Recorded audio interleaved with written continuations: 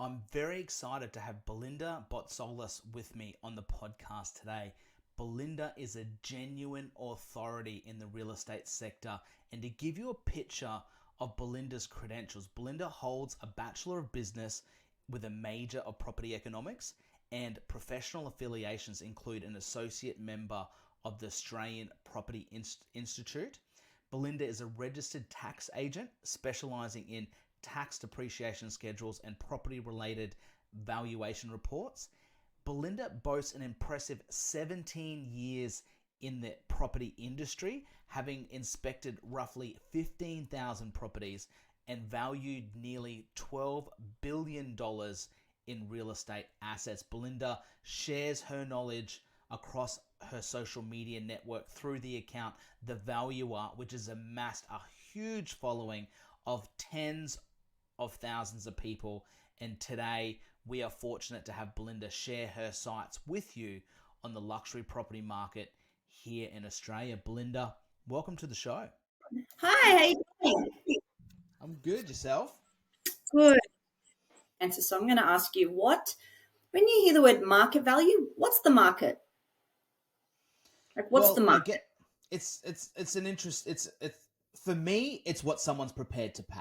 Mm-hmm. And for us as an agents, what we do, the approach that we take is to find true value in our eyes is we need a couple of things. We need competition from people. So we want to make sure a lot of people know about it and that people are competing for the property. So It's not just a very singular thing where if a homeowner, for example, was to have, I've got a friend of a friend who wants to buy my house, I'd want to have a situation where they have to compete with other people to really find what they're prepared to pay. I need to have someone that's a kind of a bit emotional that really loves it. It's not a situation. Sometimes people will buy a car or a property when it's not quite the right fit for them, but it'll do, so I need to have that emotion and that competition. And when I have those two things, that's when I believe I've found market value. Not to the situation where I'm kind of like, leaning people to hyper emotional but they've reached that little bit further deeper into their pockets to pay the price that they feel comfortable with. But they have those two ingredients. So that's market value to me. Yeah, I think you're spot on. You probably explain it a little different to the way I would and explain it to a little different how somebody else would, or a buyer or a seller. But what I think you touched on is so important that whoever's listening to this understands that market comes down to two human beings making a transaction, a willing buyer and a willing seller. And that's exactly what you explained in your own words. Yeah. So I think once you have someone that's prepared to put their property on the market, and the market is the willing buyers out there. It's not some big machine. It's not some fancy person behind a curtain and they're like, oh, okay, well, I'm going to increase the market and go back on the machine and start playing with the dials, and all of a sudden the market goes up or goes down. As much as people think the government has a hand in this and, policy has a hand in this, that is like a small ingredient in the cake. It is the human beings. And that's why we can never really predict the market, because human beings, we react. I mean, look at us during lockdown. People were doing stuff and you're going, what are you doing? And then there's other people saying, well, this is how I'm reacting because I feel I'm under duress, I'm under stress, I'm scared. And we can't ever predict how the human beings are going to react. So put us in this pressure cooker of life and everything that we're going through at the moment, interest rates, inflation, cost of living. Some people are affected, some aren't. Some people care, some don't. But as human beings, we there's that push and pull and we react. And that's why the market does what it does without, 15 economists give you 15 predictions or 15 banks give you 15 outcomes, and it never happens. Because that would make your job harder, I'd imagine. And when, for example, during COVID, you gave that, the world was going crazy. And as agents, we started selling properties for premiums, like numbers that were just blowing our minds. Yeah. And every sale that we did just seemed to be higher and higher. And, we couldn't explain it. It was just these willing buyers were prepared to pay these crazy prices. And then, that person has to get a loan, in comes Valuer, and they need to stack this deal up. And every time, Val came around, and we're kind of, as agents, we're holding our breaths, please stack up our deal. And what we found is initially there was this kind of, trepidation in prices, and then kind of we had val gaps, and then all of a sudden it just kind of went, you know what? It's like the valuers went, we're just going to let go of this because we figure that, the market's doing what it's doing. But then what I've noticed recently is I'm starting to get val gaps again. It's kind of like, those influences on perhaps conditions, the economists, the government, all this feedback is not only kind of adjusting the mindset of the consumer, but also the professionals that are involved in the transaction too. Would you see, is that how you saw it? Is that kind of, am I on the right track there? I love hearing your opinion on this, because you're coming from an agent, every time you're bang on, but it's just like it's coming from a different perspective. So it's tough being a value, because a lot of people don't understand. A lot of the times our hands are tied because of the bank. Yeah. Yes. So let's say you're Joe Smith, whatever, and I come and value your property. It's your property, you own it, and you feel a sense of, this is my home. I'm paying for this report, but you're paying the report to the valuer. The valuer works for the bank. The bank is paying the valuer, and you're paying the bank. But so this is a refinance situation. Refinance, a purchase, a sale, whatever you want, whatever the valuer is. Unless you personally engaged with that valuer, your letter of engagement is between yourself personally and the valuer. You're considered a third party, and our valuation is not extended to you. You cannot sue us. You cannot go, that valuation's wrong, I'm suing you, okay? You cannot rely on that report. The bank, however, can. So they're saying, we're not the experts. We're about to lend $1 million on this property. You're our eyes. You're our ears on the ground. Go do the inspection and report back. I want to know everything. I want to know the condition. I want to know if there's anything that's going to affect the property, more so than just selling to the open market. So that's how we base our valuation. Now, at the beginning of COVID, and I don't think I've ever spoken about this, I work for a large valuation company. You know how you got the big four banks? I work for one of the big four val firms. Right. And we had an all-in meeting, and we basically were told the banks are preparing for a 20 to 30% market drop. Okay. Right. It's not that we want you to be conservative, but please understand that your previous market evidence that you're going to base your valuation as at today's date is at different market parameters, is at different market conditions, and the market is responding in a different way. Wow. So we have no evidence currently representing what's happening in the world right now, because it's just happened. We're in lockdown, right? We need you to make sure that you are like it's almost like your spidey senses are heightened, and you have to be aware of everything. I bet. It wouldn't have been an easy thing. No. And I'm like, the world's going to end. I'm just going to have to buy a bunker and, buy some baked beans, buy some water and toilet paper, because you couldn't find any. So you have to buy toilet paper and go underground. I'm like, the world's ending. I was literally thinking, this is it, because we were told this prior from the banks, and I'm like, what do the banks know that they don't? Are they collapsing? Are they scared, to lend money? Like, what aren't we telling the people, right? Anyway, just on that. So I remember the listing that I had when COVID first happened as well, and I kind of said to my client similar thing. I said, people are saying there's going to be a 20-30% adjustment here, because they're looking to me for advice. And I'm like, well, that's what I'm getting told. That's what the industry inside is. That's the kind of the word amongst the professionals. Let's see how this develops over the next couple of weeks, but it's not looking good. But please continue. Yeah. And I think it was probably like a week or so later, I saw this is probably the first time in my life I felt like proper fear. I saw the line outside Centrelink, and it went on and on and around and around. Everyone just lost their jobs because things shut down.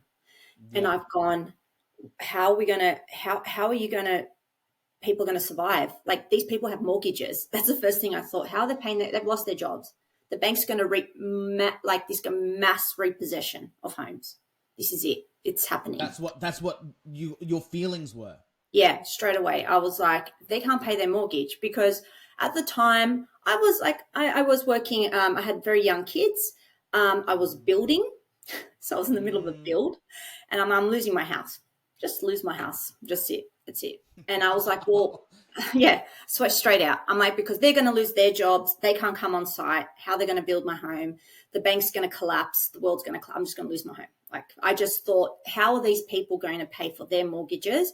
And if they can't pay the bank, then how are the bank going to then lend money out? And then who's going to buy these homes if they aren't working? And then how are they going to borrow them? So this is the mind of a valuer, okay? Like, probably no one else in the world thought this except for valuer, because my brain was thinking it too as a real estate agent. You know, I just launched a new business, and you know, our business was like 6 months old. You know, new company, and we're running off the smell of an oily rag. You know, it's kind of 100%. like, you know, cash flow's low, and it's all of a sudden it's like boom, and we're like, we just started listing properties as well. So we're sort of like, you know, the money hadn't really flown in yet because we've got this stock that we're carrying, and then you know, what do? Do we like work these vendors down? Do we kind of like, are we going to have no buyers to work at all? How are we going to bring these deals together to get these properties transacted? We're not allowed to show the properties. We're not allowed to open them. We're not allowed to do inspections. All this stuff is, and so the same thing that we're feeling as well in the industry, and stressing us out. Yeah, so we had a letter. I've still got that letter. I'm very proud of that letter. I got a letter saying that we are essential workers. And we are essential to the finance sector, because homes were seen as essential. You have to live. We got that too. Yeah. So you have to live, and people have to sell. You can't stop. Like, there's some transactions already in motion. The trajectory of these motions are happening.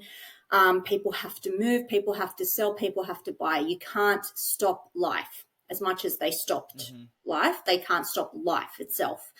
So people stopped working, and they had to refinance. See if they could draw equity. They paused loans. So we were still out and about traveling, going to inspections, coming home, face masks, you name it. So I'm talking. No one was allowed to be on site or something. Yet they had to leave the house when you came in. Is that? You got a lot of. We asked them 101 questions, and they asked us 100. You know, have you been to Wuhan? Have you been traveling? I'm talking about early days here. I'm talking about now. I'm like, mate. I'm like, oh, I think I might have COVID. I'm like, whatever. Had it already 3 times. Like, I'm fine. Like, I'll. Just, if you want, I don't care. Like, now I'm like sneezing my face. I don't care. Back then, oh my God, I was like sanitizing, washing, like I'd wash the cereal from the box because I took it from Coles. I'm like, I don't know who else has touched this. So but now I'm like, whatever, you know. So it's very deep. But I'm talking about those early days. And then you're right. We were very conservative. This is probably the only time in my career I would say that I was the most conservative ever. And then slowly we had evidence, market evidence as the market moved. So we relied on 3 months worth of evidence, and then all of a sudden 3 turned into 6, and then 6 turned into 12. And then we're like, I don't know where you were going with this 30%. And this is where I learned personally very quickly that you can do whatever you want with the numbers, but human beings, this is where I learned that the market really does come down to how we react. We adapt, we adjust. Everyone using the word pivot, but no one pivots like the human race. You know, whenever something happens, collectively we just adjust. So when everyone's like, how can the market go even further? It's like, well, people change, people do things. And what you find is like, you know, money comes and it moves on, and then a new set of money comes and it moves on. A new set of money comes. There will always be the top end and there'll always be the bottom end, and it just shifts up.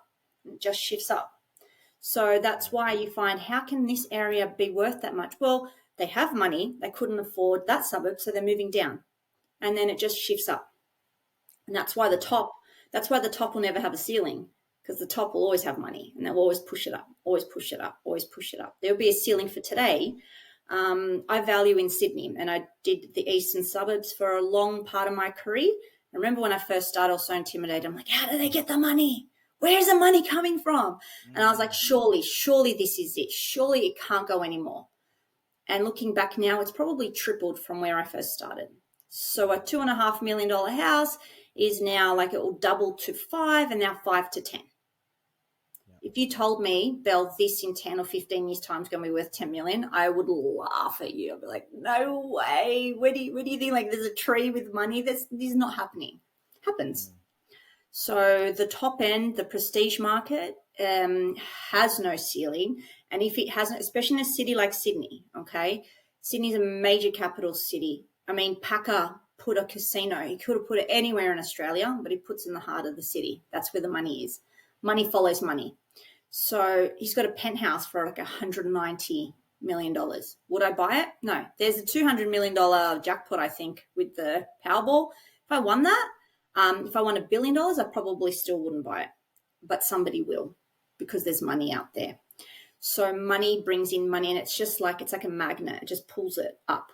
So then all the other suburbs, they get pulled up. And that's why Sydney is this beast of a city. People, I've lived here my whole life. I've like grown up here from birth, right? So this is all I know. And I get, Sydney, it's terrible. I hate Sydney. Why would you live here? It's a crap. And then I'm like, okay, well then why is the demand still there? So it's a real beast of a city. People leave, of course, but once they leave, Brennan, they can never come back in because the market is too strong and just keeps going because the market end at the top pulls it. So when you have small regions, they don't have that prestige and they don't have that top end money to pull it. So you just sort of sits there and plateaus because the money is a bit, when I talk about money, a lot of people forget and they just think about the property. They forget about the money. It's actually a vessel for money. People earn money, they buy the property. People sell it, they make money. But with the top end, they are in business and money just keeps coming in. But when you have a ceiling in a regional town, because all the jobs that you can't find those top end prestige jobs, and if you do, you either are very, very lucky, but it's the exception, not the rule. So when you have that, the market doesn't really move, or you need an influx of money, and that's where it comes from Sydney. Tree change, sea change. It does come from Sydney, yeah, it does. Yeah. I'm talking about the regions. It comes from we opened up a mining town. So people go to these courses and they're like, yeah, but there's a Bunnings opening up and a school and a hospital. I'm like, yeah, cool. I'm like, awesome. I'm being serious. Like it's awesome. There are people to buy your property. I said, but how much do they earn? And I said, this isn't anything to do with the people, anything to do. But if you're at Bunnings, you're maybe earning minimum wage, like retail minimum wage. I mean, if you're a nurse, you kind of get a ceiling and then you have to fight tooth and nail to the government to get a pay rise. Same as a school. There's only one principal, a handful of doctors in a hospital. Everyone else, their pay is plateaued for ages until you fight with the government. So where is this excess of money coming from? That means that your property is going to double every 10, 15 years. Yeah. Unless it's an influx or an injection of money coming from outside in. But having a Bunnings or a school's not enough. So when you're supporting a client to give them the skills to perform an analysis on a marketplace, the driver you're looking for is employment. I think that's because I'm looking at the humans. Who are the humans buying these properties? Where do they work? Where do they live? Where do they spend? What do they do with their money? And you're thinking about that as an exit strategy, right? So like it's kind of, you want to forecast that exit strategy in the future, perhaps that is there going to be that employment driver that's going to go up, that's going to magnetize and pull the value with it, that employment growth. And then, so in that 10 years, you'll have that, that security or that comfort of forecasting that this is where the property is going to lead to in the future. Or is this little area the B grade suburb to the A grade suburb that everybody aspires to? So they can't quite afford this, so the money dribbles down. You know those suburbs? So do you like the aspirational suburb, or do you like I love the B the grade? aspirational, but if you've got a really good aspirational suburb, attached to this B grade that gets the money that dribbles down on the overflow, that's great. It pulls you up, right? But if there's it pulls the B up. But if you're the A and you're not that great, then who's pulling you up? And how are you going to get that long term? You'll get these like injection of growth, right? I'll give you a real life example. My in-laws have a house at the south coast in Jervis Bay. Mm-hmm. They bought this place in 1990 for $110,000. Cool, right? In 2014, they were going to sell it. They're like, we're going into the pension and, might affect our pension, blah, blah. The agent said 2014, so 34 years later, $230,000. Yep, 120,000 growth. And we went down to Hymes Beach, which apparently has some of the whitest sand in the world. Mm-hmm. And I went to my husband, they're not selling this. Look at this place. Yeah. Are you kidding me? For 230, like I'm from Sydney, like 230 grand gets you a parking spot. I'm like, no. Yeah. We'll help them pay. Like we'll pay for everything. They just need to own the house. We'll pay for everything. I'm like, we're not leaving. So we to this day we still holiday there. Between 2014 and now it's worth close to $700,000. It made all its frigging growth in the space of 10 years. It doubled and then doubled and doubled. That's Queensland. So just to swing back to what you said about 100%. And you're talking about when COVID first happened, and there was this perception out there from the analysts that the market was going to go down 20-30%. Then it didn't happen, right? And you mentioned that you watched the trends over that 3 months. So as agents, we were in that same position as you. The market's going to go down, and we're like great agents out there. Thought to ourselves, we're going to have to bend this curve, for us to survive too, we're going to have to get properties transacted. We're going to have to get them sold, and we're going to have to get a good price because we're going to have to set these trends. We're going to have to, I'm not saying that we kind of, you did too much of a good job, Brennan. What did you guys do? You set the freaking market up. Well, I have to say that I believe that the great agents out in the marketplace did play a hand in that, because what we saw very quickly is, because we were the ones carrying the stock, is the inquiry level didn't really go down too much. Actually, the inquiry level kind of went up a little bit. And what we noticed was there was a little bit more of an urgency. And when with this sort of competition, emotion, and urgency is another good thing about making a quick decision. But people, as you said, they were very emotional. They were nervous and scared. That's an emotion, so that. And you guys are like playing on it a bit, like reeling them in gently. Well, we were in the same position. We needed to help these people get their properties transacted. These people that were making these moves, like this one particular client, and she had to go. This one property that I'm thinking of in particular, and I remember. We got that notification about the essential as well. We got a framework in Queensland about how we're allowed to conduct our inspections. We had to stagger all of our buyers, this and that. And what we did is we're only allowed to show one buyer the property at a time. But from a time management perspective, we got the other buyers to wait in their cars on the street. PTSD going through all this again. I can imagine. It reminded me. I'd forgotten about it, and it all started coming back to me. This one house, and I remember it's like therapy. We should hang out more often and just get it out, because I haven't spoken. Yeah, because I said, "Oh my god, this is what happened," and I haven't even talked to anyone about it either. So it is kind of like therapy, but to have that ingredient about competition, we made everybody in their cars line up down the street, because we still felt like people were trying to say, oh, no one wants to buy a house. We heard the market's going down. But when they saw each other lined up in their cars, and they had to wait an hour in their car for the next car to come down and down and down for their turn to see this house, emotion, competition, boom, the property sold.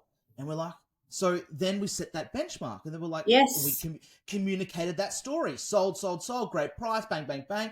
And then, sent it out to the database, and it just started the wheel started turning. And then all of a sudden, the next deal. And then, but the interesting thing was the buyers that were all in that line, they weren't the ones that lost their jobs, because the ones that kind of lost their jobs, I found, they were the like cafes, the kind of travel lower agents, income. It's all about and they weren't our buyers anyway, you know, and like it was sad and like it's horrible to have lost your job, but they weren't the valuer still, you know, everyone got put on, you know, job keeper and this and that. So there was still money flying around. Yes. Actually, you know, you're an economist, like all this economy money pouring in from the government and propping everybody up. And, you know, my mum, she said to me, with her business, they have, plant hire company, so they hire out plants, and she said they made more money during COVID because they weren't allowed to get into the buildings. Their staffing as all casual dropped down because they weren't allowed to really get into the buildings to do anything. So their profit margin increased during COVID because everyone's on contract. They still had to pay for their plants, but they didn't have to go in and service them and muck around with them as much so their wages went down, which is kind of a major expense for them. Happened a lot to a lot of people, which is probably the snowball effect to this inflation.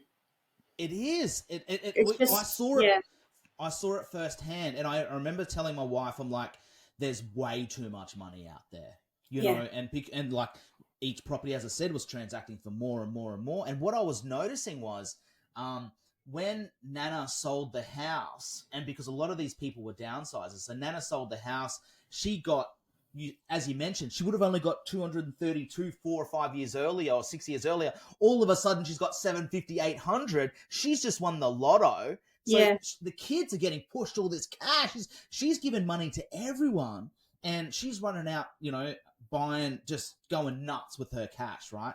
All that money's bouncing around. So that fabricated increase in value, that chunk of money just bounced around the economy, and it's slowing down now. And I'm noticing it as well, where, you know, people aren't quite getting that. They're still getting a great price, but they're not getting that crazy number now, because we're in this sort of level sort of time. And I think, you know, general expenses and living expenses, all that sort of stuff have kind of like increased enough to sort of soak and sponge and soak up some of those things. So, but we're still seeing sort of good numbers, and we're still seeing like a plateau, particularly here in Queensland.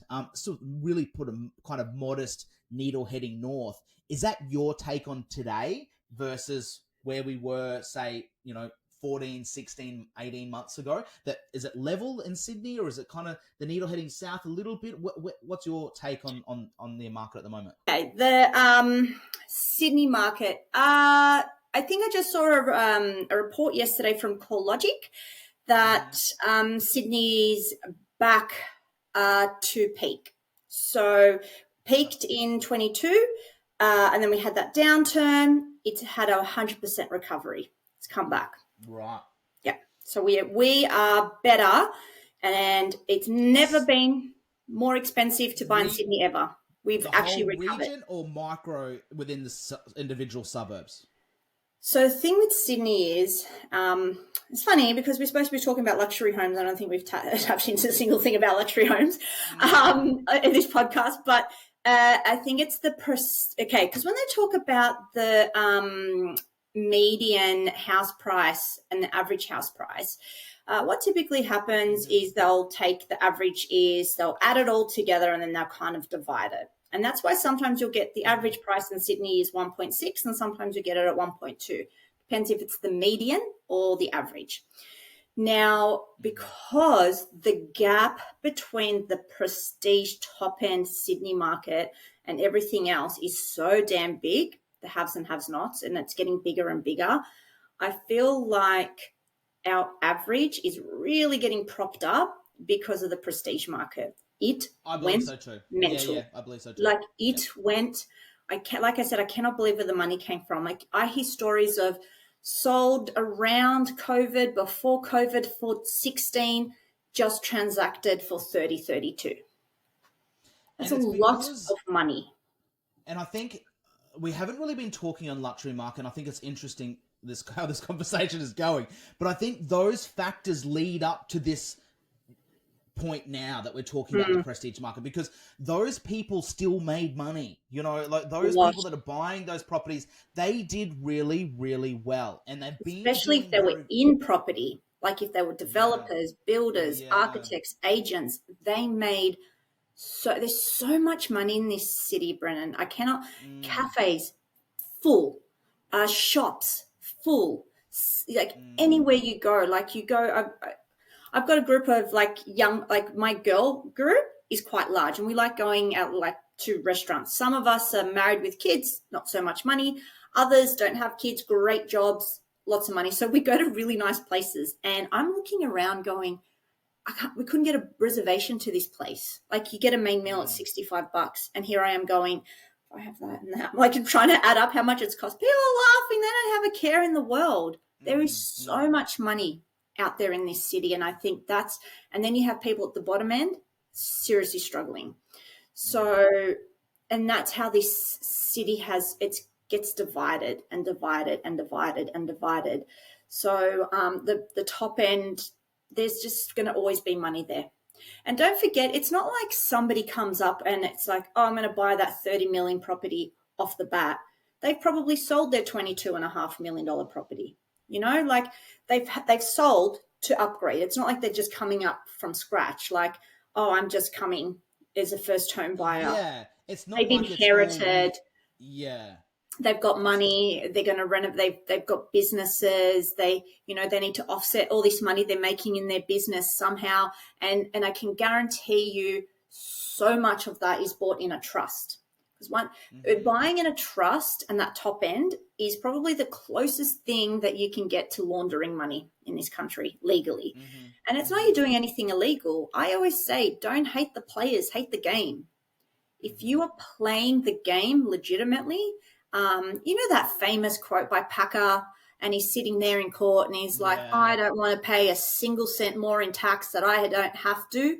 It's because he knew how to play this. He didn't do anything wrong. Well, if he did, he's in court and he's like, he did nothing wrong.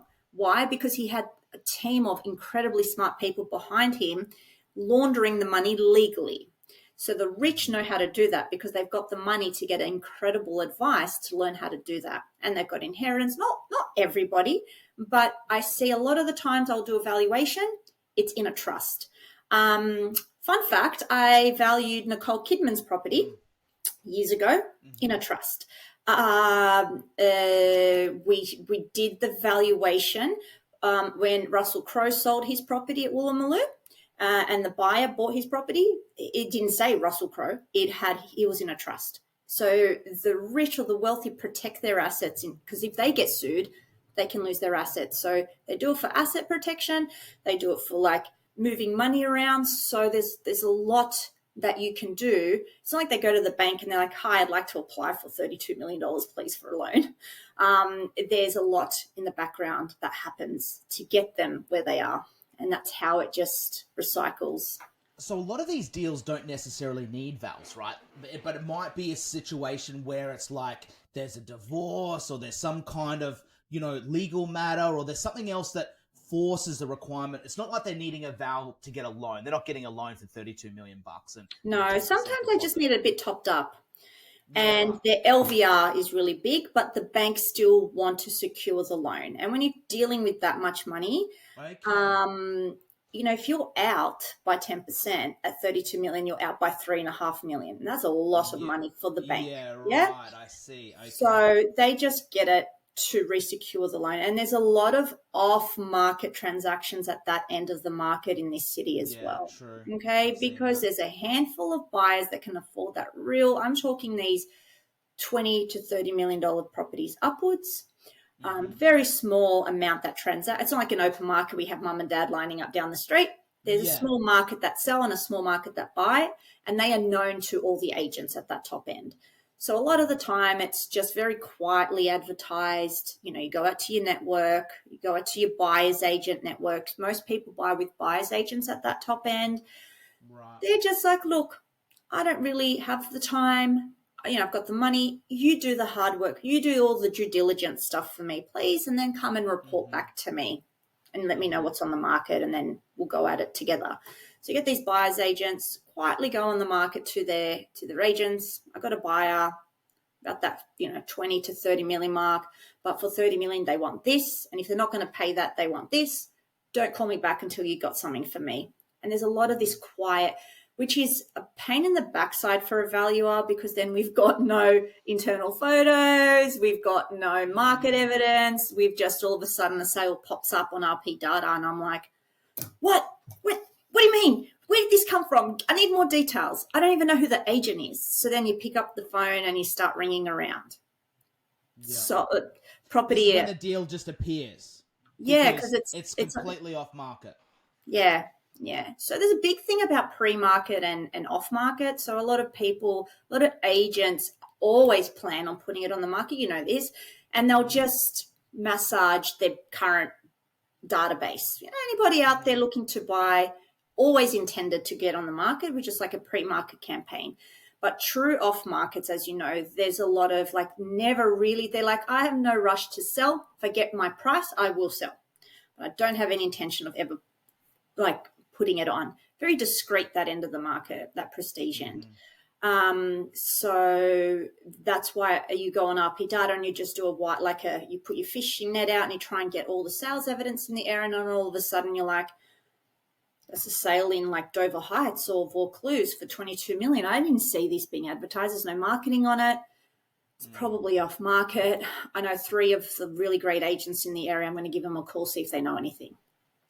And then they might not know. If you're trying to do a comparison to that property, but there's Correct. no images, there's no information around it. It's like it's just a number there. An enigma. How does my property compare to that Correct. property? Yeah. And you'd be surprised how nosy people get. Oh, I heard from the lady at the supermarket or the lady at the cafe or my partner at yoga, who walks my dog, that the lady down the road sold her house off market for 38 million. And if she sold her house at 38 million, I'm at least 45. And you're like, what property? I'm like, how do you know this? It's not even on anywhere. And then after a little while, it pops up, and then you call them back and like, hi, remember me? We spoke. Do you know who the agent was that sold it? And it gets tricky. So yeah, that top end, I think, is not all properties, but there's a larger percentage of that prestige market in Sydney that they do have a healthy amount of off-market sales. And that's why it's important that if you are an active buyer in that market, you say you don't want to use a buyer's agent. I think it's so important, your relationship with the agent. Make sure you communicate with them what you want. Make sure you tell them, I want to know first. If you have something come up, put me in your database. Treat me like a buyer's agent. I'm ready to go. And when you get that warm lead, it's encouraging for an agent, because you're like, this one's ready to go. They don't have to muck around with pre-approval, and they don't know what they want. You can probably shed some light. It's probably the best type of client to have, those that actually know what they want. When they go in and they're like, no, actually, I don't like this. And you're like, but you told me you wanted a Queenslander that was cool. And and then they get through and you're like, what? So I think... the amount of times that you'll run into a buyer, or you'll give them a call and you'll say, hey, I found the exact thing that you're looking for, and they go, we changed our mind, now we ended up buying this over here. And we're like, hey, that had nothing to do with the brief that you gave me, and I've been trying to find you the perfect property. That's why I reckon being a buyer's agent will be really hard, because you get the brief and then they go off and then it just comes back as something completely different. And it would be really hard. We work with a lot of buyer's agents, and they're trying to find unicorns that just don't exist. They're trying to, the client's trying to, because a lot of the buyer's agents we work with, they're looking for investment properties. So they're basically trying to buy in 2018 prices, but rent them in 2024 rental rates. They want to have that. They want to have today's rent and 5 year ago prices, and it's just kind of impossible to find. And they're kind of asking, we're just sort of giggling like, no, that property doesn't exist. You know that. But there's one question before I let you go. There's one question I really wanted to get an understanding of in terms of your process as a valuer, because as agents, we often get called out to the homeowners. They'll ring us up, Brennan, can you come out and do an appraisal on my property? I've had, yourself, and I've got, had two other agents previously. I'll go out there and I'll apply, what I believe to be the best process to give them an indication of the market value for their property. And then I'll sort of say to them, hey, have you had what's some other opinions you've received? And then, but often what we'll get is this number from an agent that's just absolutely ridiculous, that's got no evidence to support it. And it's hard for that homeowner because they're like, who's giving me the right information here? Are you just being conservative? Is this other person just giving me this number to win the business? In your view as a professional valuer, what is the correct process a homeowner could take to value their own property, or an agent should take to determine the value of a property? Yeah, great question. So a lot of people think that valuers undervalue. You probably get that a lot, and the valuer doesn't know what they're doing. So the hard thing about a valuer is they can only really value your property based on comparable sales. So we can't be that agent. Sometimes, hand on heart, we properly, legitimately, I promise you, we know it can sell for more. We just can't prove it.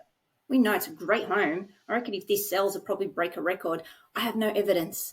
I can't support because it's got to be a record. Like there's no when you're dealing with a property that's a unique property that probably would set a record, unless you've got a comparable to support it. It's and we're giving that as evidence to the bank, okay? Because if we say it's a $3 million property and then they lend upon that valuation, let's just say, and then there's a mortgagee in possession, they take possession, and then it sells for 2.6, but they lent 2.9, right? They lent almost 90%, whatever it is, 95%.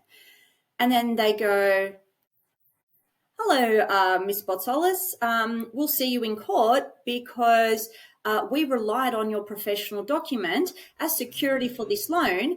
We based our assessment on security to lend them the money. You were wrong. If you weren't wrong and you didn't do your due diligence properly, we wouldn't have lent the money.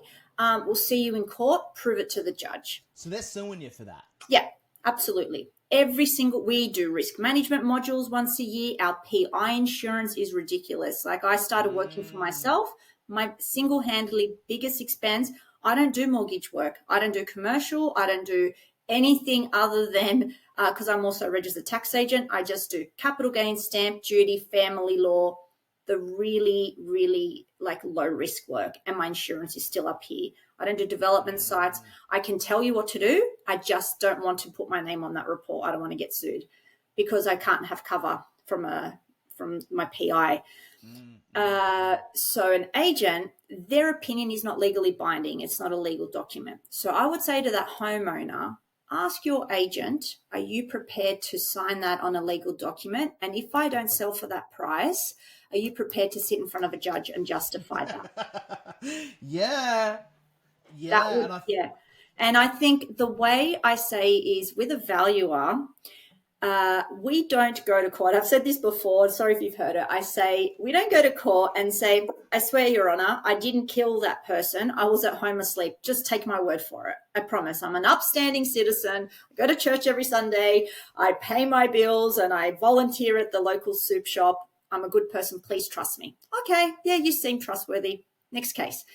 I need evidence. I need CCT footage. I need an alibi. I want to know, were your fingerprints on site? They don't just let you go.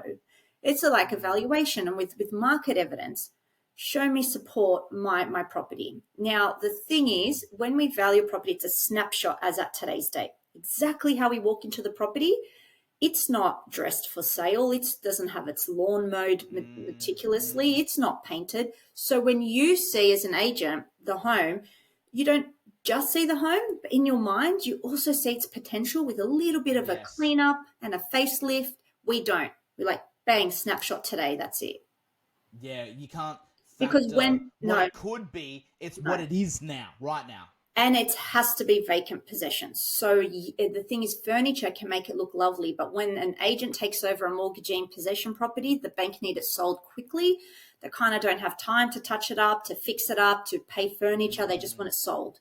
And usually mortgagee and sales, people know it's a distress sale and it's not. So we've got to be pretty brutal and go based on the evidence with no fluff involved, absolutely no fluff. It's like for a woman, you wake up in the morning, no makeup. Okay. You don't get time to put your eyelashes on and fix your hair. I do not look like this from this morning, but that's how we value it. It's like, this is who you are, strip it down. And that's how we value the home. And that's why sometimes I'm like, I can sell for more. Like I got my home valued literally 2 days ago and I'm like, oh, it's worth this. And the agent got the val back and I was like, valuers are stupid. What do they know? Like, he's so conservative. But then I spent the time to look at sales evidence properly and I'm like, yeah, okay, all right. Yeah, I see. Okay, all right. Okay, I see what you did there. And I put I got it because there was nothing to support my figure. There was nothing around. Yeah, there was a sale up here, but nothing that was going to support my figure. I knew that if I dressed it up really well and I put it on the market and we put a really great campaign and I did some social media buy my house, we might get a good price. But no, that's not what the valuer's job is. That's what the agent's job is, but not the valuer's. And it's interesting. Like I had a similar situation recently trying to buy a new property with our super. So we had a property in our super, we sold it, we were sort of buying our next one. And we found what we felt was a great property. In a marketplace, there's not many sales, not many transactions, pretty rare to get a property for sale in there. We thought, fantastic. We jumped on it, put it under contract.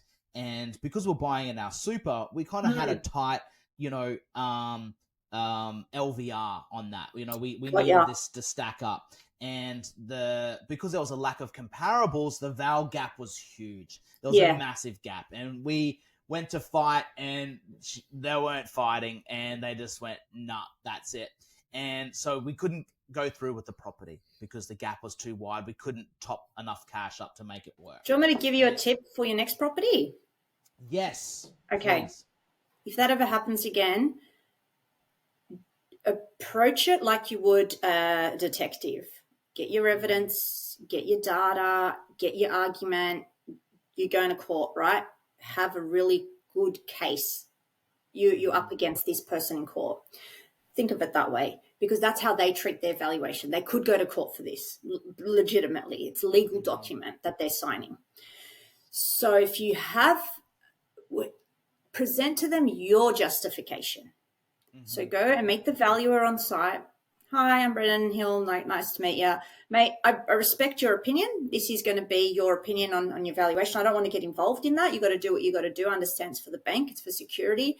But, mate, just so you understand why I justified this price, and I know it's hard to get sales. These are my sales evidence. This is how I analyze them. This is what I understood the market was doing. We don't care what you think the market will do in the future. It's a snapshot as at today's date.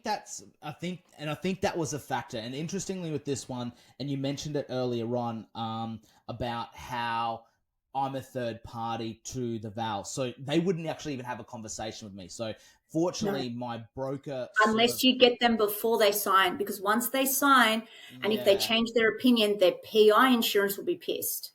Yeah, they're like, that was the hang issue on a that we minute. had. And we were buying this particular property remotely. And what I'd done, as an agent, what I do is when I'm selling a property is when the val's booked, I'll take my comparables and my... We love that. Thank you. I take that and I try and teach my agents to do that. A lot of agents will send their assistants to do the bank val or the... We hate that. Yeah, and it's like no. You guys we're getting $200 for this. You're getting 22,000. The least you can do is come and give us some respect and meet us on site. Yeah, and I actually said to the agent this deal, I'm like, please, mate, go take my comparable. I prepared the report that I would normally take if it was my listing, and I said, go along, and then he didn't, and then I asked him, like, when the val came out, did you give him the report? He said, no, I was kind of just waited in my car, and I'm like, oh my God. But anyway, fast forward, right? So we missed out on the deal.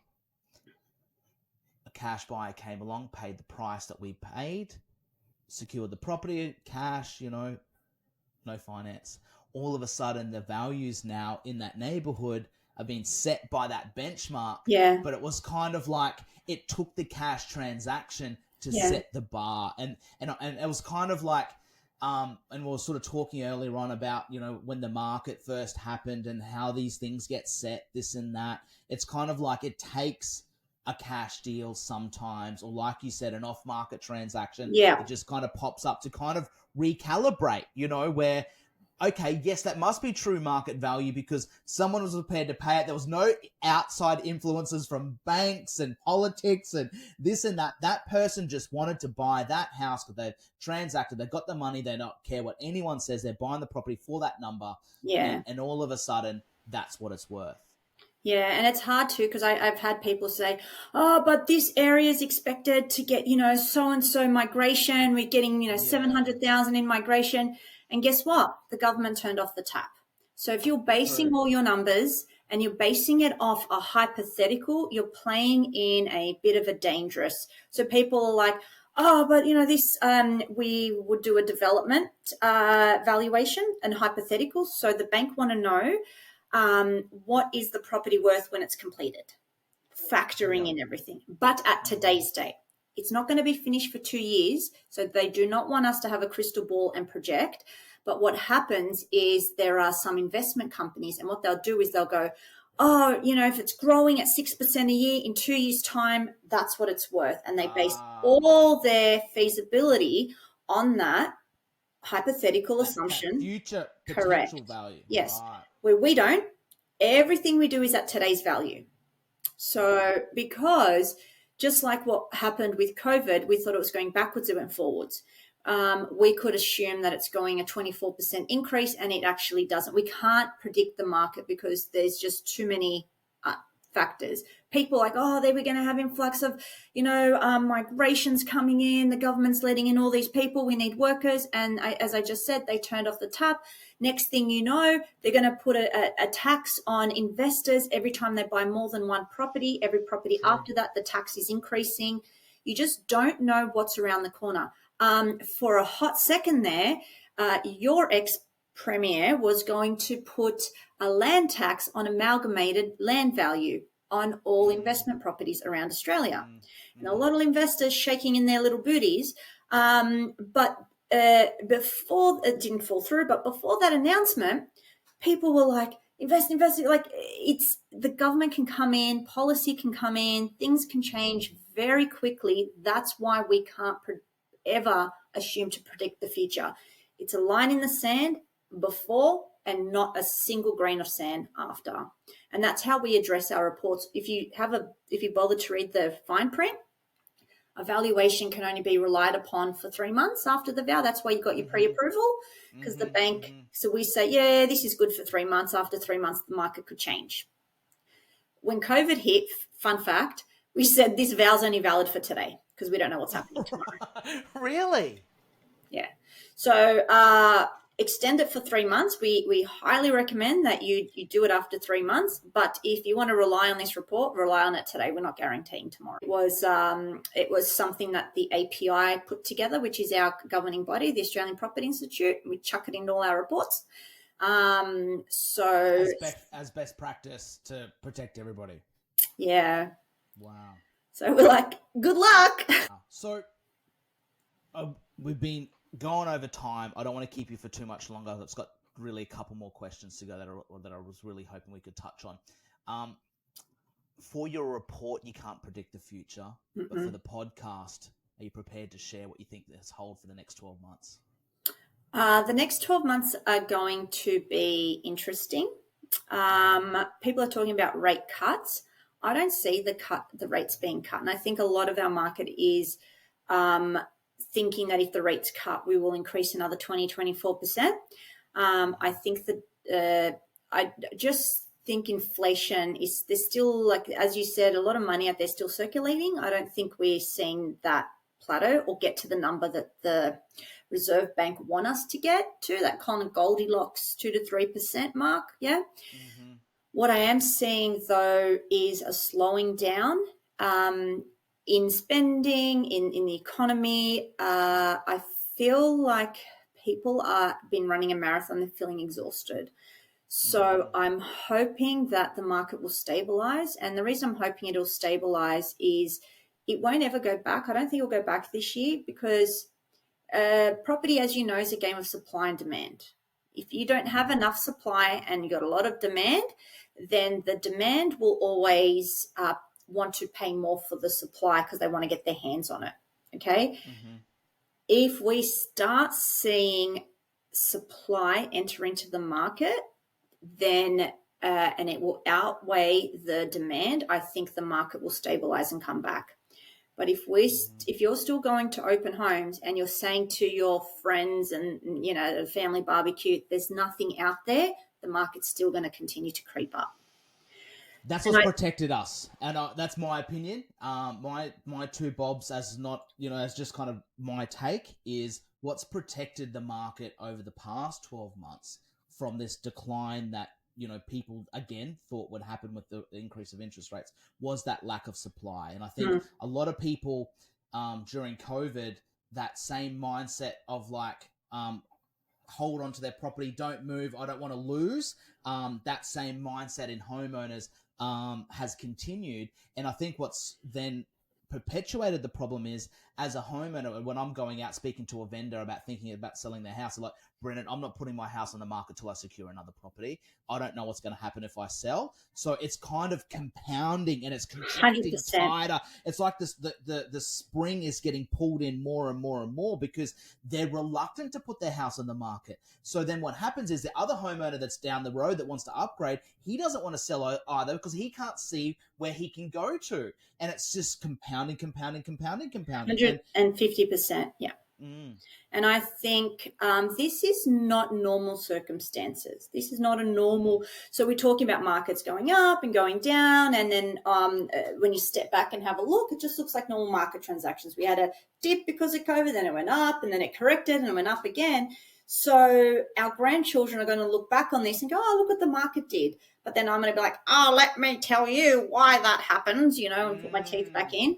And I will tell you that during that time, children, that was a point in time where we came out of COVID. I survived. Yes, there was no robots and AI, you know, laser beams fighting each other. You know, that was when people did stuff and walked around. Yeah, you know, we used to have people valuing homes back then, not robots. And that was me and your grandpa. My husband's not a value, but you know what I mean.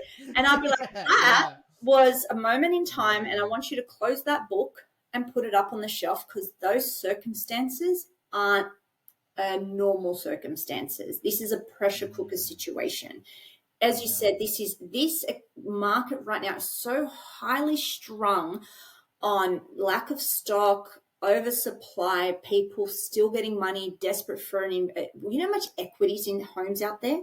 Do you know how much money is in equity? Tons. That's what's fueling this investment craze at the moment. The amount of appraisals, I'm on the Gold Coast, the amount of appraisals that I'll go into with this little old man, Nana and Pop, rattling around in this waterfront ginormous mansion that they paid, you know, 4 raspberries and 2 butterflies for, and they live in one little room. They kind of crotchety come out of one room to the kitchen. That's all they do.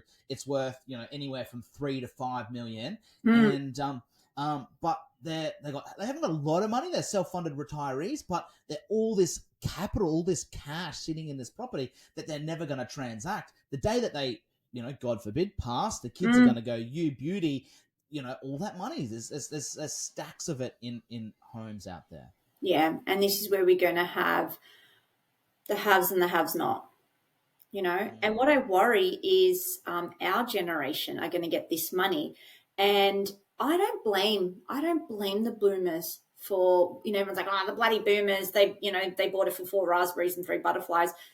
They did, but they didn't want much from life. We want everything. Like the way my grandmother lives, Brennan, I cannot tell. My background's Macedonian. She was an immigrant. She came here, couldn't speak English.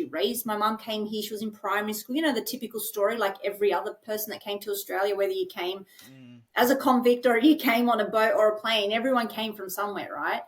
And she goes for 4 years, she paid her home off. And you think, oh, who can pay? Mate, if I tell you she spent $1.25 a week on a bag of beans and she fed her damn family on that bag of beans. If I tell my mum, you bring up that, it's called graph, anybody listening? And mum's like, if I hit graph one more time, it's taking me back to childhood. She made her own toy. She goes, your grandmother would make us clothes, and the straps, like the rags that were left over, I would take them, and me and your auntie would sit there and stitch as like 8-year-old kids. And I never had a doll. And I remember somebody bought me a doll and I was crying because I was like, oh, I got a doll. And I look at my daughter, she's got a bucket of Barbies. She's got 15,000 Care Bears. Like, we went for nothing. Like, she didn't have aircon. She didn't have security. She didn't have bench tops. My grandmother said, your grandfather found a tire, so he made something out of the tire. He found some spare wood, so he made something out of the wood. We're not like that. If it's marginally broken or outdated, we replace it. Her house has still got stuff in there from forever. Why? No, bro. I'm not, bro. It's no break, you know?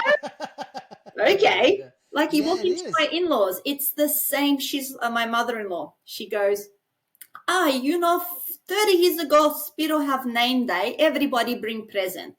And she opens this cupboard, and I swear to God, it's like coffee cups and cutlery. She's like, everybody, you don't come not present, you bring something, you know, it's just a little gift.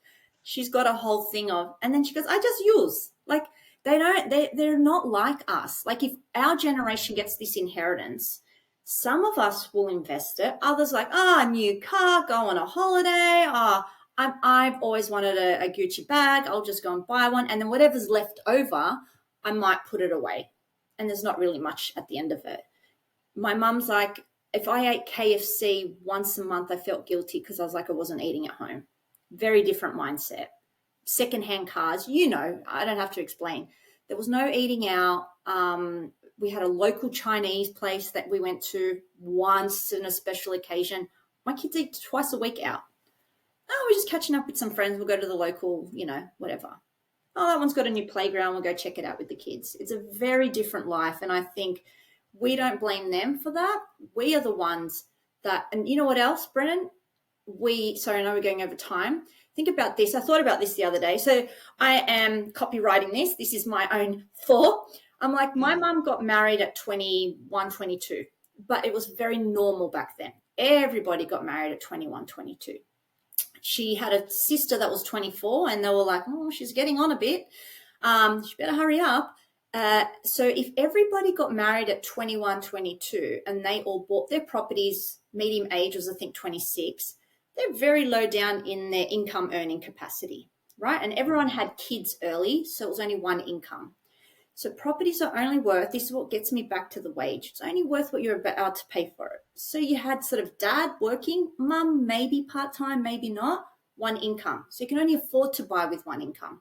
Australiana, suburbana. Homes were only 3 bedrooms, 1 bathroom. We didn't have these, you know, Netflix, we didn't have internet, we didn't have, I'm not saying we have to get rid of that. We had one car.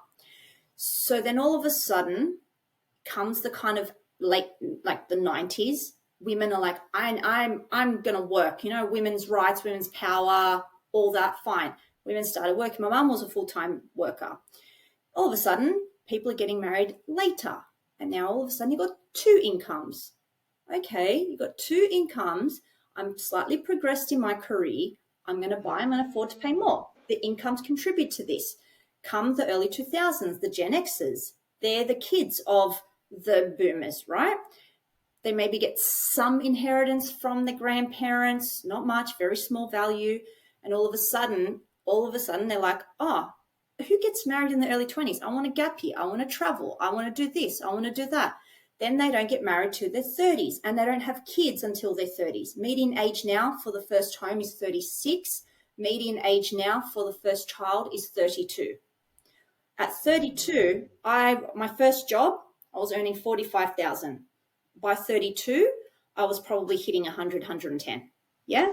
I see where you're going. It's kind of like it's the household money has increased because of that change in society, which means that people have more, and that driver is what's pushed up prices. And the 20-year-olds now, they don't want family homes. You tell me a 22-year-old. They're not even moved out at 22. Yeah. So all of a sudden, we've just mollycoddled our 20-year-olds, where, like I said, they were going to my mum, your 24-year-old sister's getting on a bit. When is she getting married? And now all of a sudden, we are 20, 32, 33, 34. This millennials are the biggest age generation at the moment. We are the children of the boomers. The boomers were the biggest. We've now taken over because they've sadly, dwindled in numbers. And we are brought up like L'Oreal, like, I'm worth it. I want a 2-story house. My mum has a 2-story. Well, my mum started in living with my in-laws, with my grandparents in a little, like, at the back of the house. Then they moved into a 2-bedroom home. Then they moved into a 3-bedroom home, and then she moved into a nice house. But we want to start at the nice house. We forget there's hard work that comes to that. So I'm not saying that we have done this to ourselves, but instead of, this is what we do, we look at and we blame the government and we blame the boomers. I'm not saying it's that, but I'm like, internalize that a little bit. Let's analyze and say what and how have we contributed. Like, my grandmother's got aircon, barely puts it on. Oh, that's too much money. Me, I'm going to stop this interview to turn it on because I'm so precious. I'm like, I'm feeling a bit hot. I just want to put the air conditioning on my hair, right? Yeah. She's in the western suburbs. Like, she'll sit there. It's like, 40 degrees. All right, put it on, And I'm like, you think? Here I'm like, I'm just a bit uncomfortable, and I put it on. But it's just how we are. So it's funny how you explain that story, because as it's great, this interview, because as you're telling me these things, it's just reminding me of situations that I've been in myself. And I had a situation not so long ago, actually, with this lovely old lady, and she's rattling around in this big house and needs a stack of maintenance. It's old, but it's a big block, double brick, double story, huge, worth, say, $4 million. Yeah. It's enormous. It's got this most gorgeous view of Surfers Paradise. It's in a really high demand area, quiet street, stunning. And she was kind of like, you could tell that she just didn't have the money to do any of the maintenance. She's not running the aircon. She's living off, basically nothing, like she always has. Yeah. And I said to her, if we get this property sold for you, we can get you into a gorgeous, modern property that's in fantastic condition. You got to have plenty of money in the bank that you can go on that trip you've always wanted. And, you're not going to want for anything. And your golden years, you can really enjoy it, because you're going to have lots of money. Yeah. And the look on her face was like, it just wasn't, she just didn't, like, it was like it didn't care. It just couldn't get it. And I'm like, but you will have, like, as us, like, in our generation, it'd be like, take the cash, you know, like, get the money, like, enjoy this time. But she's lived like probably the pauper's the wrong word, I can't think of another word, but lived so humble, frugally and humble for such a long time. Yeah. Even given the opportunity at her elderly age on her own as a widow, still can't enjoy that experience, because 100%. It's just so foreign to them in their generation. My grandmother's the only person that loves the government because she gets a pension. Plenty of money. All right. Mate, she's got like her grandkids, $100 in that envelope every year, and she puts it in there, and I'm like, we say, Baba. I'm like, Baba, it's too much money. What are you doing? All right, the government give me money. I got plenty of money. Don't worry. She goes, 1,100 every 2 weeks. Do you know how much money that is? I don't need nothing. She's got a garden in the back. She's 88. She maintains her garden. She cuts her own lawn. Like, she's a beast of a woman. If I'm anything like her, but she just does for nothing. And she still makes the same beans for $1.75, So she just very, very frugal. She doesn't want much. She doesn't care. Us, mate. Yeah, and I think you're spot on. And I think it's really interesting how society's changed over time, how we perceive value, what we do with our money, all those sorts of things. The advice that we can have access to now, like, professionals like yourself, you're producing courses that you can do online that you can just plug into. Our nanas couldn't have access to that kind of information. And so I think it's such a different time now. And I think property has stayed that stake in the ground during that process, but how we perceive the value of it has changed over the years. And I think Yeah, absolutely. it's really interesting to sort of get your sort of, your feelings on that, and to hear that story, I think is really interesting. So yeah, what I thought we might do Yep. is at the end of every podcast, we like to get to know our guests a little bit better. We have a little quiz at the Go. end, Let's do it. which is around your favorites. And so I thought we'd get right into it to wrap things up. What is your favorite movie? A Beautiful Life. Favorite food? Prawns. Anything with prawns or seafood. Prawns. Oh, me too. Yeah, I love too. prawns. Favorite holiday destination? Favorite holiday destination? Yeah. I've been to or I want to go. Either. Want to go? Okay. Favorite holiday destination would have to be my honeymoon. We went to Bora Bora. Yes. Worth the hype, worth the money, worth everything. Amazing. I bet. I really want to take the kids to Japan. Yeah, I want to go to Japan. To go to the snow or the city? Maybe both, and maybe like it sounds so commercial, but I wouldn't mind taking them to Disneyland. So like Asia, Disneyland Asia, yeah. Most embarrassing moment that you are game enough to share? This is going way back. I was a kid, and it still stays with me. I was probably like leaving like the year 6, going into year 7, and we went on holidays. And you started to, I can't believe I'm telling a story. And I started to notice like boys, and they were looking at me, and I was like, maybe they like me. And one comes over and is like, I think your costume's see-through. And I've gone, and I ran out. Died. I cannot tell you that shame and that embarrassment has stayed with me to this day. They're like, we can see everything. And I just went, I cried, tears, because it's like you're coming out of that kind of, and you're aware. Yeah, stays with me. Do you know what's interesting? Whenever I ask that question, it always goes back to school. Like it's and everyone says that stayed with me. It's kind of like horrifying those things. Yeah, that stayed with me. What does a typical day for you look like? First and foremost, I'm a mum, so I have to get my little munchkins dressed, ready, sandwiches. Until they are done, my day doesn't start. So once I get them at school and I'm like, see ya, and then I'm like, right, now my day starts. And then I love what I do because no 2 days are the same. I might have a valuation. I might do a depreciation. I might do a podcast. I might do some social media. I might do anything and everything. I'm like the guy in Mary Poppins who has the harmonica and the drum and the cymbals, and he's Dick Van Dyke, and he's just doing like one-man band. That's me. So I do it all, and then it all kind of stops. I go pick up the kids, and then they come home. But I pick them up once or twice a week, and then like wife and mum kick in because I got to do the housework and all that.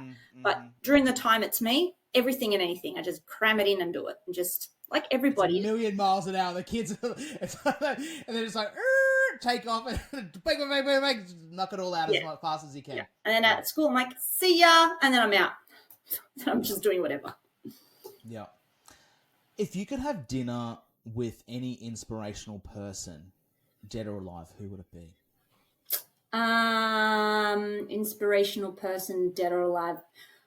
I lost my dad. I'd love to see my dad again. It was 10 years ago.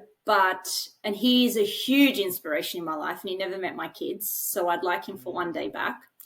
He's sort of famous. Well, it's a long story. He played with AC/DC as one of their very first drummers when he was in high school. Like, he was very young. Like, I act as if he was part of the band, but he wasn't. But he did play with them, so it's worth something. I don't know who I'd love to sit down with. I'll come back to you. That's okay. Biggest regret? Biggest regret. You always think that things shape you, so you kind of like don't have any regrets because you, since this is property, there's always that home I wish I bought. Like, should have bought that. Should have done this. Yeah. I think it always comes back to finances. I never regret my life, but there's always like, if only we did it this way, because of hindsight, right? How good's hindsight? So I probably shouldn't have sold that when I did. I probably should have bought that when I had the chance. So I think it would, for me, being in property, I think my biggest regrets always come when you drive past and I don't know if your parents ever did that. My parents were investors growing up, and they'd be like, oh, we nearly bought that. And they'd be like, Sue, remember we nearly bought that for this much? And then I was like at the back going, oh, I hate hearing these stories. But now here I am saying, I wish we did that. So there you go. Yeah. Yeah, but you're right. It's kind of that circumstance at the time, like I get that a lot as well in my industry. Oh, I wish I did this. I wish I did that as well. My biggest regret was selling that too soon. If I would have held it for another, I'm like, well, there was a reason why you moved. Okay, it's done. It's all in the past. Get over it. Most thankful for? My kids, my 2 kids. For a while there, I didn't know if I could have kids. I had to do IVF. And then when my son came, to this day, I am so damn thankful for my family every day. Amazing. So, and they're healthy, and I'm thankful for that, because a lot of people aren't that lucky. That's all we ask for, right? That's it. That's all. I don't care. I'd give it all up. Like, honestly. Yeah, that's what I'm thankful. If you were Prime Minister for the day, what's one thing you would change? I would... Ooh, what are these questions? They're tough ones, hey? I would change, since it's in property, I would change stamp duty. Right. I'd change stamp duty. I think it is not fair that when it was put in place, homes were only worth 100,000 and it was such a small percentage. Now, when you have economies of scale, it's a big chunk. And it's just a money grab. So I would do something with stamp duty, because within this property, and I can't be bothered with everything else. That and free dental. I think we need free dental. I think actually before property, maybe we leave the stamp duty, but I feel like we need a bit more funds into Medicare. Doctors aren't bulk billing anymore. I don't know what's happening there. At least free. I've noticed dental. that there's in our area, all the bulk billing doctors are all switched to. Scrap that about the property, stuff it. You're paying your stamp duty. Probably increase it now because I want more money. So sucked in, taking it all back. I'm Prime Minister. I can do what I want, and I'll help I'll give the nurses more money. I will help. I will pledge for the hospitals. And the teachers. I think all the government, if you're an essential worker doing what you can to raise the society, mate, take care of your family, because they're our family. Yeah. Family care for you. Nurses care for you in the hospital, so take care of them. I agree with you 100%. Yeah. So I think a lot of people would agree with you on that too. Go Belinda Botzolis. You know how they have that? Yeah. The Botzolis party in Sydney.